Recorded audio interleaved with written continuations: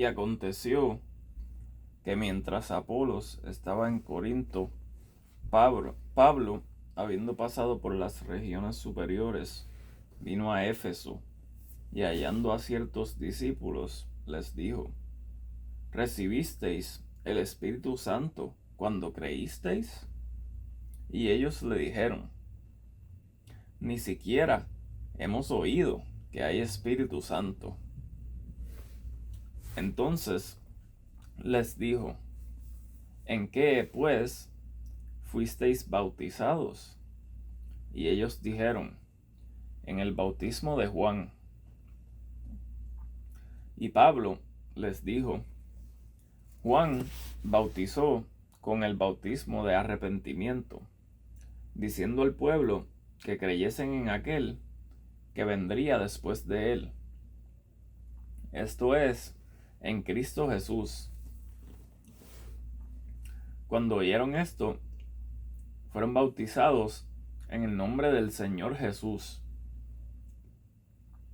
Y habiéndoles impuesto Pablo las manos, vino sobre ellos el Espíritu Santo, y hablaban en lenguas y profetizaban. Y eran por todos unos 12 varones.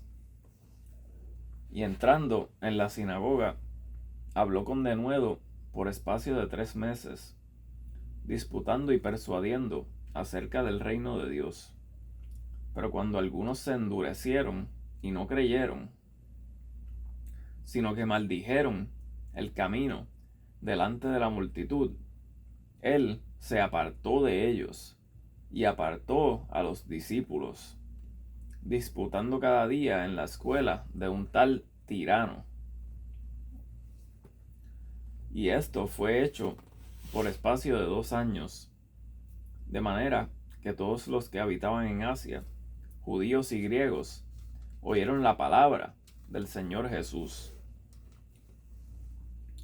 Y hacía Dios milagros incomparables por mano de Pablo, de tal manera que aun los pañuelos o delantales de su cuerpo eran llevados a los enfermos, y las enfermedades se iban de ellos, y los malos espíritus salían de ellos.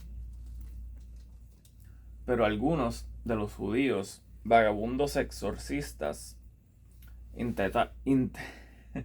intentaron invocar el nombre del Señor Jesús sobre los que tenían espíritus malos, diciendo: Os conjuramos por Jesús, el que Pablo predica. Y había 7 hijos de un tal Seba, judío, príncipe de los sacerdotes, que hacían esto.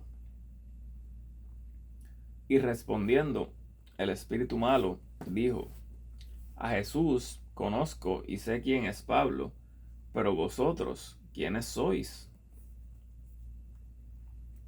Y el hombre en quien estaba el espíritu malo saltó sobre ellos, y dominándolos prevaleció contra ellos, de tal manera que huyeron de aquella casa, desnudos y heridos.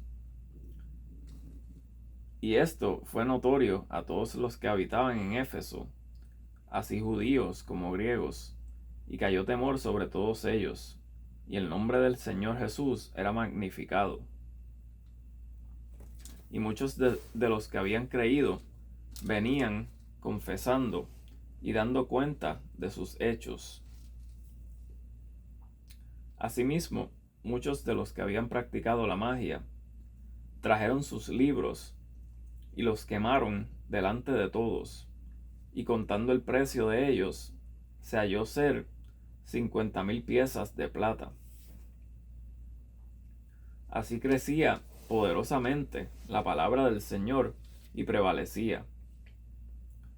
Y pasadas estas cosas, Pablo se propuso en espíritu ir a Jerusalén, después de recorrer Macedonia y Acaya, diciendo: Después que haya estado allí, me será necesario ver también a Roma. Y enviando a Macedonia a 2 de los que le ayudaban, Timoteo y Erasto, él se quedó por algún tiempo en Asia.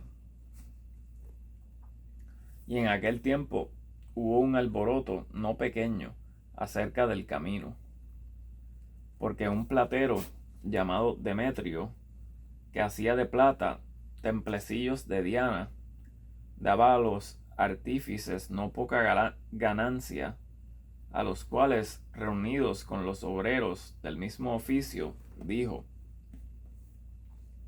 varones, sabéis que de este oficio obtenemos nuestra riqueza, y veis y oís que este Pablo, no solamente en Éfeso, sino en casi toda Asia, ha persuadido y apartado a muchas gentes, diciendo que no son dioses los que se hacen con las manos.